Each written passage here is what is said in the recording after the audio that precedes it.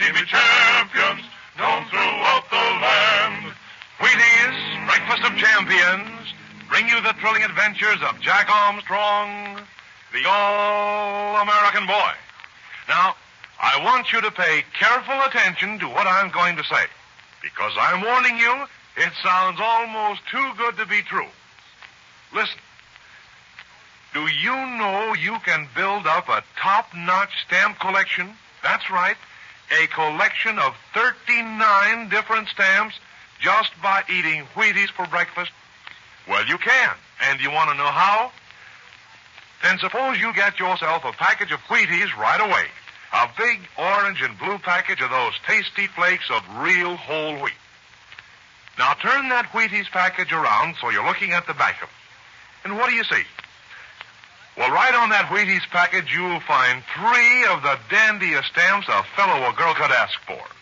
Big, handsome stamps printed in 2 colors right on the package, showing pictures of some of the greatest champion athletes of our time. That's right. You're looking at 3 of the new, exciting series of Wheaties Champ Stamps. And once you start saving these Champ Stamps, I know you won't rest until you've got the whole set of 39 stamps in your collection. Why, just take Champ Stamp set number 15, for example. All on the back of 1 package of Wheaties. You get a big, colorful stamp featuring Bob Feller, the famous baseball star of the Cleveland Indians.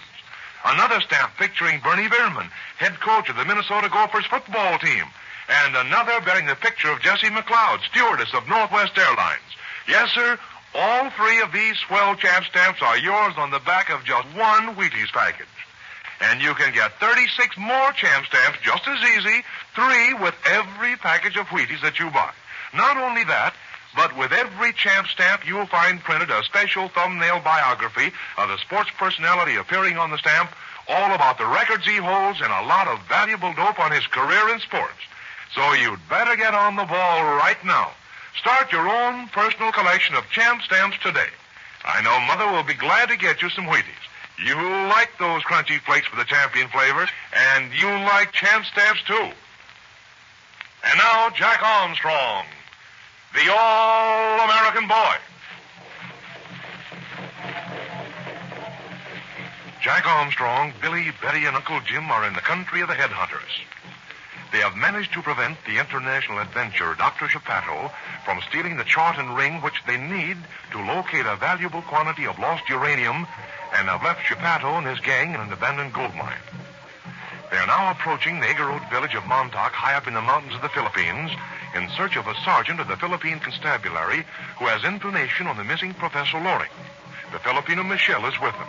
And now, as they approach the little village, they hear a strange rhythmic chant in the distance. Listen. Listen to that chant, Uncle Jim. What do you suppose it can mean? I don't know, Jack. Certainly sounds eerie, doesn't it? Gosh, it sends shivers all up and down my spine just to listen to it. It isn't the chant that's so scary, Billy. It's the beat of the tom-tom. Why, you might think we were in an African jungle instead of the Philippines. We might be safer in an African jungle at that, Betty. Remember, this is the country of the headhunters. Oh, to listen to you talk, Billy, one might think that we expected the headhunter to jump at us from every bush. Actually, headhunting has been pretty well stamped out. But we know that some of the headhunters are still active, Uncle Jim. That's why the constabulary force has been sent up here. That's right, Betty. But you won't find fierce tribes here among the villages. They're up in those mountains to the northwest of here. I'm glad to know that, Uncle Jim. When I listen to that chant and the tom-tom beating away, I can almost believe that this whole village is getting ready to go on a headhunting expedition. Maybe Michelle can tell us what the chant and the tom-tom means. How about it, Michelle? Me not like it, Senor Fairfield. That tom-tom mean war dance. War dance? That's right.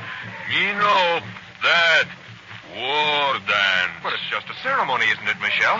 I mean, the Igorots of the village aren't actually planning to go on the warpath. Who knows? Sulfur and catfish, Uncle Jim. Maybe there are more headhunters in the village than you think. We'll soon find out, Billy. Well, I'd rather be with the headhunters than with Geppetto and Lazaro and Blackbeard. Do you think they'll still try and get the chart and ring from us, Uncle Jim? They won't try for a while, Betty. They're still in that abandoned gold mine. But they may have come out by this time. Oh, look, Uncle Jim. This path is broadening out. Why, we're almost to the village. Oh, what funny square shacks they live in. And they're built on posts, too. Why, all the houses in the Philippines seem to be built on posts. That's right, Billy. They build them on posts on the river to keep their boats under them. And In the lowlands, they build them on posts to keep them cool. Up here in the mountains, they build them on posts to make it harder for their enemies to surprise them at night. Look, Uncle Jim, there's a clearing in the middle of the village. And there is a war dance going on. I can see them. Gee, humping crickets. All the fighting men in the village must be there. Why, it's like the war dance of the American Indians. They're going round and round in a circle. I can see the tom-tom, or anyway, some kind of a drum. It's in the middle of the circle. Look at the Igorot who's beating it. He's dressed like an evil spirit or something. That may be just a ceremony, but they look awful businesslike to me. They certainly look ferocious. They all have spears and shields. And look, they're jabbing the spears at the ground as they march around. Look at them, Michelle. Can you tell whether it's just a ceremony or whether they mean business? We think they mean business. Jumping chimney, are you trying to scare us, Michelle? Well, what do you think they mean business, Michelle? They sound like... You're right there, Michelle. They certainly sound as though they were in earnest. But what are we going to do, Uncle Jim? Nothing, Betty, so far as they're concerned. We're going to see the head of the constabulary force. Even if this war dance is a prelude to something else, it isn't aimed at us. I don't see anyone around except the warriors. Where are all the women and children, Michelle? Women and children stay in house, while men have war dance. Look, Uncle Jim, they see us. They're watching us out of the corner of their eyes as they dance around. Well, I hope they don't think we're the answer to their prayer, Jack. They think we're the answer to something. Look at them. They're coming toward us now. And listen to that tom-tom. It's beating louder than ever. Oh, it's a regular snake dance. But gosh, old hemlock check, that snake dance is coming this way. And look at the leader, the one in front with two big horns sticking out of his head. He's brandishing his spear at us. Oh, Uncle Jim, what are we going to do? Just keep on walking, Betty. Don't let them know that you're afraid. But they can just look at me and tell I'm afraid. Keep your head, Betty. Whatever they're up to, it has nothing to do with us. And besides, the constabulary's in the village. This is probably just symbolic of something, Betty. And you don't have to guess what it's symbolic of, Jack. Look at the way they brandish those spears. Look, they're making a circle around us. Listen to them. See, Betty, they're not going to harm us. They're going to do a war dance around us. Look, Uncle Jim. Look at this large shack here. It's got a sign on it. Right, it's the headquarters of the constabulary. Well, that's where we're going, Jack. But how can we get there? We're surrounded by the war dance. Jumping crickets, they're pointing their spears at us. They're coming for us. Easy, Billy. There, they're backing up now. It's all a part of the war dance. There's a constabulary lieutenant coming out of his headquarters. He's speaking to the leader of this dance. I imagine they'll leave us now. They're moving back, Uncle Jim. They don't look as though they wanted to leave us. Look at them. They're shaking their spears in our faces. Gee, Willikins, maybe this dance is just symbolic or something, but just the same, I'm glad the constabulary are here. Here comes the lieutenant now. He doesn't look surprised to see us. He looks good to me. I like the way he smiles. I hope he speaks English. All of the constabulary officers speak English, Jack. There he comes. How do you do, senores? I am glad to see you. We're certainly glad to see you. We weren't quite sure whether they were just having a war dance or whether they're in earnest. Unfortunately, they are in earnest. Almost. See, Uncle Jim, I knew those Igorots were just having a good time. Don't misunderstand me. You are not in any danger. Then why did they surround us? Whenever a stranger arrives during a war dance, he always represents the enemy. In this case, the real enemy is up in those mountains you see over there. Now, what can I do for you? You look as though you had some trouble. We've had all sorts of trouble. May we go into your headquarters and talk? Certainly. Just follow me, senor. My name is Fairfield. Just follow me, senor Fairfield. Thank you. Come on, everyone. Those Igorots are still working themselves into a frenzy, Billy. I'm glad they're not after us. I'll say. Watch these steps, Jack. They look awfully rickety. These bamboo steps are stronger than they look, Billy. We had better go inside. Then the war dance will not interrupt us. This door, if you please. Well, you've got quite an office here, Lieutenant. It is not very good. It is only temporary. But there are enough chairs for us. Sit down and tell me what you want. Oh, thank you. In the first place, our car was wrecked in a landslide on the other side of the mountain. Can we engage some men to go back to it and bring us our clothes and equipment? I will have it done today. We came up here to find a Sergeant Romero. He's just come up from Mindanao. He knows something about a missing Professor Loring, who may be held captive by the natives. I want to talk to him. That is odd, Senor Fairfield. Unfortunately, Sergeant Romero is missing himself. You say Romero's missing? How is that? You may not know it, Senor Fairfield, but the mountains to the north and west of us are inhabited by the Guyans. They are the fiercest headhunters in the Philippines. Yeah, so I've heard. We have stamped out the headhunting among most of the Igorots, but never subdued the Guyans. A short time ago, a party of Guians attacked this village and took away several heads. Jack, did you hear that? Quiet, Billy. Let's get the whole story. The attackers made their escape to the mountains. The local tribe is a well-behaved tribe of Igrots, but they decided to go after the Guians and get a few heads of their own in revenge. But they haven't gone yet, have they? No, Senor Fairfield. I was sent up here with Sergeant Romero and a platoon of the constabulary to prevent it. I promised the local tribe that we would get the guilty men and punish them if they would stay here. That was quite a promise, Lieutenant. It was the only way I could prevent a general uprising. I sent Sergeant Romero and a squad of men into the mountains to bring back the guilty headhunters. I myself stayed here with the rest of my men to prevent the Igrots from going on the warpath. Then that war dance we saw was in preparation for going on the warpath? That is right. They have that war dance every day to remind me. But what do they want to remind you of? They remind me that if Sergeant Romero does not return with the guilty headhunters, then they will go after him. But what about Sergeant Romero, Lieutenant? A messenger came back today. He and his men are camped on Mount Bulosan. Well, I guess we'll just have to wait here till Romero comes back. I don't think so, Billy.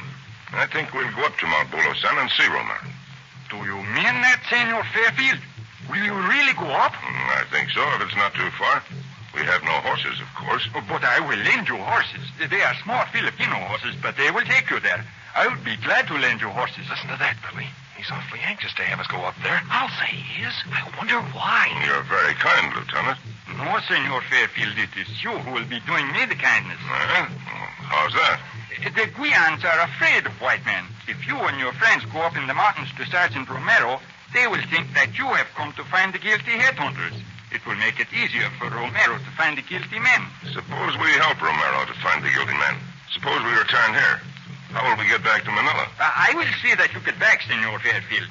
If you help Sergeant Romero, I shall lend you my own car. But there's no road back. The landslide destroyed it. There is a trail from here to the ocean. It is a port trail, but my car will make it. There is a good ocean road back to Manila. If you will go up to the mountain to Romero, I will lend you horses. I will take you back to Manila. I will do anything you want. Very well, Lieutenant. We'll go up to Romero. But I won't promise to do anything except talk to him. Do you hear that, Jack? We're going to get mixed up with the headhunters, the real headhunters. Boy, oh boy, what a time we're going to have.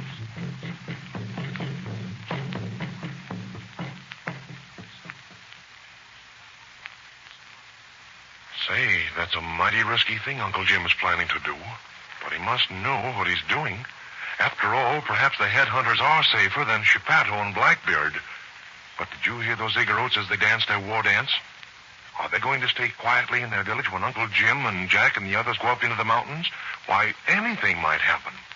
You certainly won't want to miss it, so listen in at this same time tomorrow to another thrilling episode of The Country of the Headhunters with Jack Armstrong, the All-American Boy. Remember, you will want Wheaties to give yourself a genuine breakfast of champions in the morning. A big bowl full of Wheaties with plenty of milk and your favorite kind of fruit. That's a real athlete's training breakfast with a flavor you ought to go for in a great big way. I hope you're getting lots of Wheaties from your grocer. Have you tried Wheaties? They're whole wheat with all of the bran. Won't you try Wheaties? This is Franklin McCormick saying goodbye until tomorrow for General Mills, makers of Wheaties, Breakfast of Champions, who have just presented another episode of Jack Armstrong, the All-American Boy.